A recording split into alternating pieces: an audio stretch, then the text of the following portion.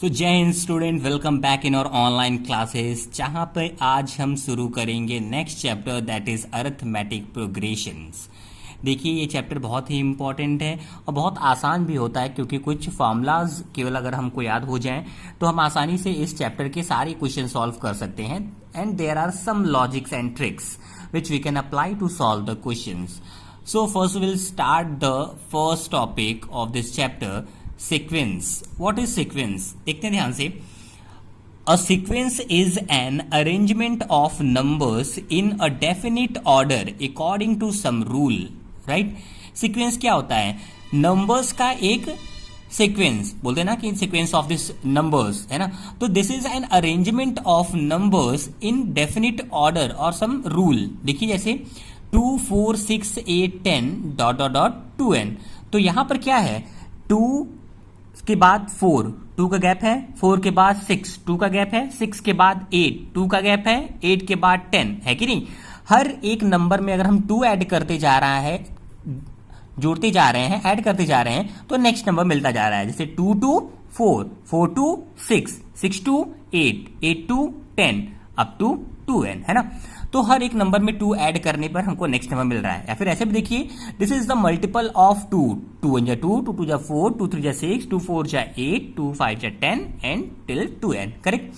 यहां पर देखिए, तो दिस इज व्हाट? सीक्वेंस। ये क्या है? सीक्वेंस है। जैसा कि डिफिनेशन में मैंने बोला कि arrangement of numbers, right? This is arrangement of number in a definite order according to some rule. देखिए ऑर्डर में है ना, तो किसी रूल को फॉलो करते हुए एक ऑर्डर में है, असेंडिंग डिसेंडिंग, राइट? या फिर एक रूल है इनके में कि हर एक नंबर में 2 2 का डिफरेंस है। See here the first term is 2, right? Second term is 4, third term is 6, fourth term is 8। These all are the terms in sequence, right? First term, second term, third term, fourth term, fifth term. This is the nth term, right? Now come to the next example, that is you can come and see 1 4 9 16 25 dot dot dot dot n square. This is again a sequence. Why? Because this is following some sequence, some order, some rule. कैसा rule है यहां पर? देखिए, this is 1 square, this is of 2 square, 3 square 9, 4 square 16, 5 square 25 till n square, है ना? तो यहां पे रूल क्या है? Each term is square of the natural number, है ना? 1 square, 2 square, 3 square, 4 square, 5 square, correct? तो यहां पे ये रूल हो गया और ये एक सीक्वेंस में है, right? Which is the first term? First term is represented as a या फिर a1, है ना? तो a और a1 is 1, second term a2 is 4, third term a3 is 9 and fourth term a4 is 16, fifth term a5 is 25 and nth term is n square, correct? तो I think आप लोग को समझ में आ गया होगा सीक्वेंस क्या होता है। सीक्वेंस नंबर्स का एक अरेंजमेंट होता है जिसमें कि हर एक नंबर के बीच में कोई ना कोई रूल अप्लाइड होता है। जैसे मैंने यहां पर देखा कि एक रूल अप्लाइड है कि हर एक नंबर जो है, हर एक डिजिट जो है वो क्या है? नेचुरल नंबर का स्क्वायर हो गया है। 1 स्क्वायर 1, 2 स्क्वायर 4, 3 स्क्वायर 9, 4 स्क्वायर 16। जैसे यहां पर भी था कि हर एक नंबर के बीच का डिफरेंस 2 2 का है, राइट? चलते हैं एक एग्जांपल पे कि अभी जितने बताए गए कोई टॉपिक हैं उस पे क्वेश्चंस क्या बन सकते हैं। देखिए, तो will start the first example, that is right 3 terms in the sequence. इस सीक्वेंस के 3 टर्म्स लिखने हैं जिसके कि nth टर्म हम लोग को दिए हुए हैं। देखिए, this is nth term, an equal to 3n plus 2, correct? So nth term हम लोग को दिया हुआ है 3n प्लस 2। इसे हमें 3 टर्म्स फाइंड आउट करने हैं। देखिए, nth टर्म को पता है 3n प्लस 2, जहां पर n क्या होगा? Number of terms. तो ये कौन सा टर्म है? nth टर्म है, इसलिए 3n plus 2। This is rule. इसी को हम क्या बोलते हैं? रूल बोलते हैं, है ना? ये रूल है। मैंने बताया ना कि जो सीक्वेंस होता है वो नंबर्स का अरेंजमेंट होता है and number are arrange in some rule, है ना? तो यहां पे रूल क्या है? That each number is following the rule 3n plus 2। तो देखिए, इस सीक्वेंस का पहला टर्म अगर निकालना हो तो n की वैल्यू क्या रखेंगे? 1 रखेंगे। 3 1 जा 3 प्लस 2, 3 2 5। सेकेंड टर्म a2 क्या आएगा? 3 2 जा 6 और 2 8। Second term is 8. Third term will be 3 3s are 9 or 2 11. So third term will be 11. So this is the first term, second term, and this will be the third term. Correct? 3 terms are 5, 8 and 11. Correct? तो इस type के question बन सकते हैं कि आपको rule दे दिया जाएगा, nth टर्म दे दिया जाएगा और हमें सीक्वेंस फाइंड आउट करना होगा. आगे चलते हैं, और क्या क्वेश्चन बन सकते हैं. सी, write the first 5 terms of the given sequence defined as an equal to minus n whole to the power n minus 1 into 2 के पावर में n. राइट? तो यहां पे हमें फर्स्ट 5 टर्म्स निकालने हैं. देखिए रूल क्या दिया हुआ है, दिस इज रूल. मैंने बताया ना, जो n के टर्म में दिया होता है वो क्या होता है, रूल होता है. तो हमने पहले लिख लिया रूल. तो रूल हो गया an equal to minus 1 to the power n minus 1 into 2 के पावर में n. तो देखिए फर्स्ट टर्म निकालने के लिए फर्स्ट 5 टर्म बताने हैं हमें, है ना. तो पहले फर्स्ट टर्म निकालते हैं. जहां पर n है वहां पर हम क्या रखेंगे, 1 रखेंगे. करेक्ट? तो minus 1 whole to the power n की वैल्यू 1 माइनस 1 इंटू 2 के पावर 1. तो ये क्या हो जाएगा, माइनस 1 माइनस 1 कितना हो जाएगा, 0. किसी नंबर के पावर 0 की वैल्यू 1, 2 1 जा 2. तो a1 की वैल्यू हो गई 2.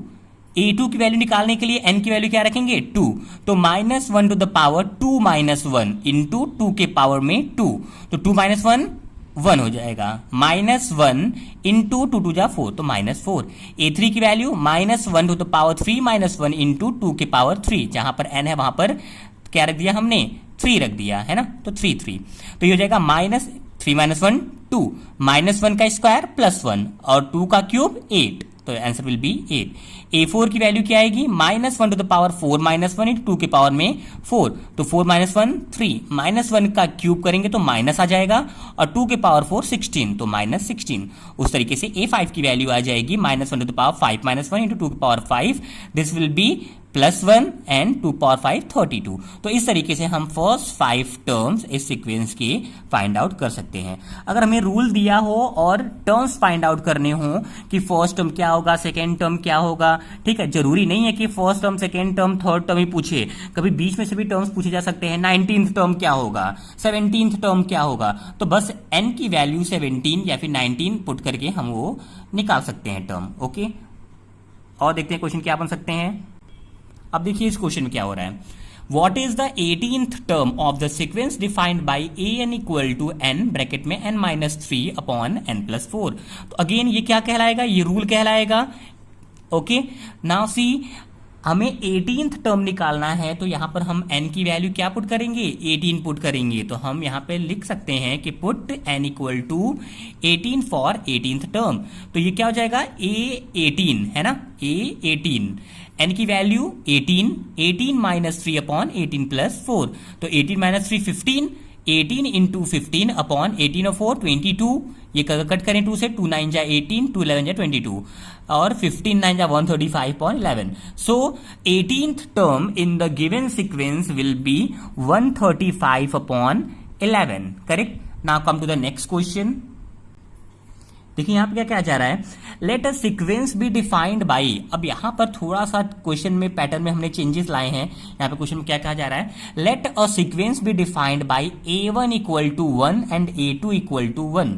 किसी सीक्वेंस का पहला टर्म जो है वो a1 इक्वल टू 1 है और a2 इक्वल टू 1 है. And the rule, it means nth term is defined as an minus 1 plus an minus 2. This is the nth term of the sequence. Correct?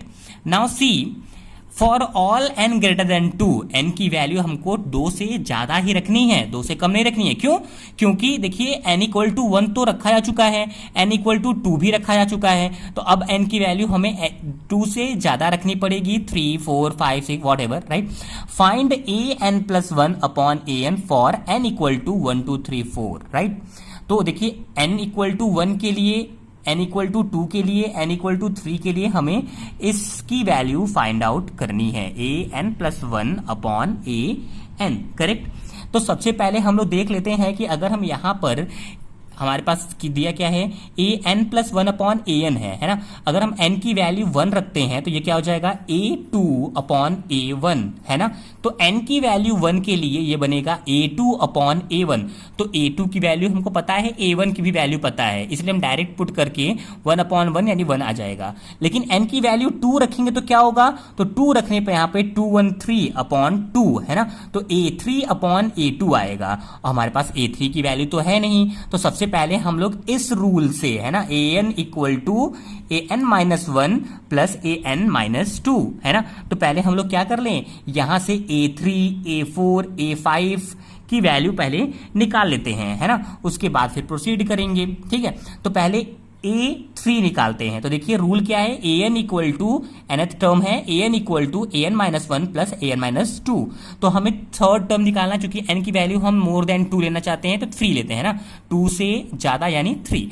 तो यहां पे 3 रखें n की value, तो 3 minus 1, this will B 3 minus 2 right.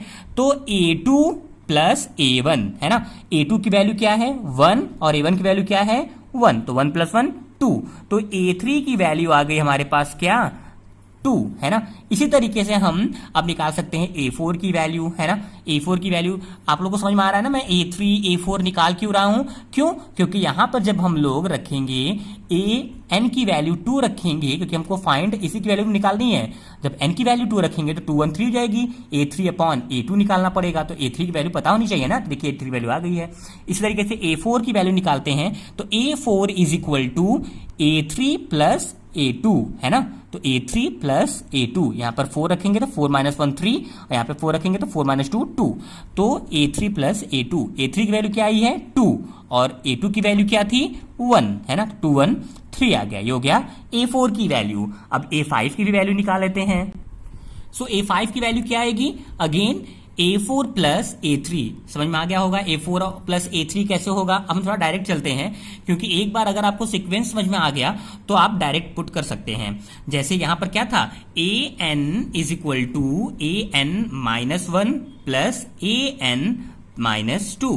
तो जैसे ही n की value 5 रखेंगे तो 5 से 1 कम 4 एंड 5 से 2 कम 3, तो A5 equal to A4 plus A3। A4 की वैल्यू अभी हमने निकाली थी 3 और A3 की वैल्यू उसकी पहले निकाली थी 2, 3 2 5, तो A5 की वैल्यू ये आ गई। ठीक है, अब हमें निकालना क्या है, value of an plus 1 upon an for n equal to 1 2 3 4।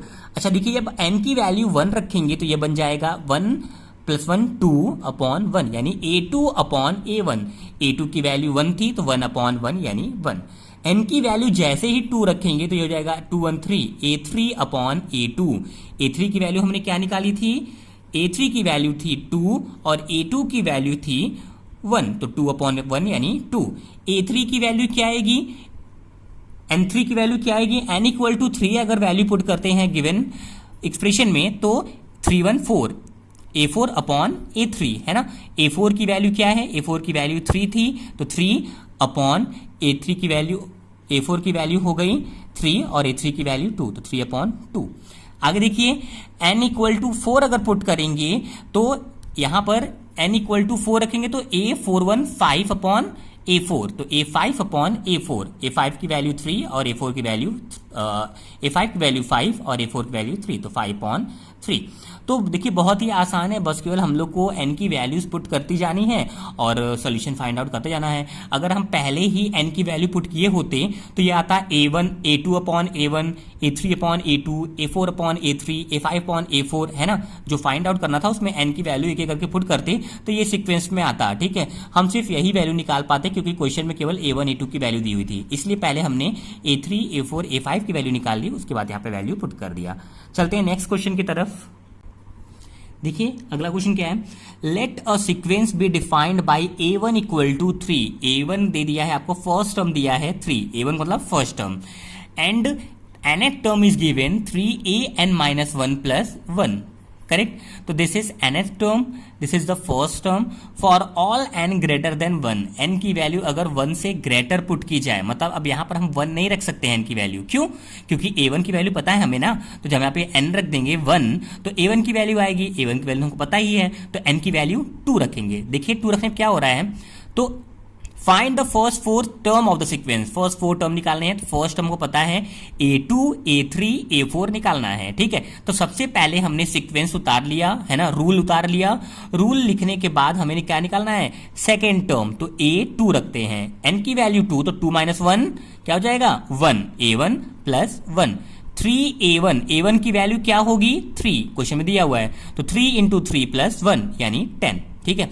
A3 की वैल्यू क्या आएगी 3 × 3 - 1 2, A2 + 1 यानी A2 की वैल्यू निकाली हमने 10, तो 3 10 जा 30 + 1 31। यहां पर देखिए अगर A4 निकालना होगा तो क्या रखेंगे, n की वैल्यू 4, तो 3A4 - 1 यानी 3, तो 3A3 + 1 यानी कि 3 × A3 की वैल्यू 31, तो 31 × 3 + 1 यानी 93 है ना। इसे मल्टीप्लाई कर देंगे, 93 + 1 94, this will B 94, okay.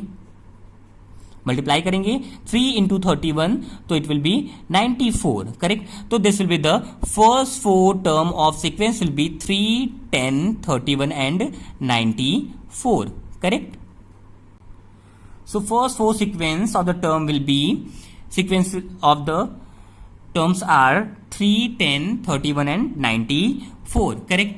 So we will solve maximum question based on the given topic explained, that is sequence, and you will get command on the that which is the first term, what is the nth term, and how we find the different terms when the rule or nth term is given, okay. Thank you so much.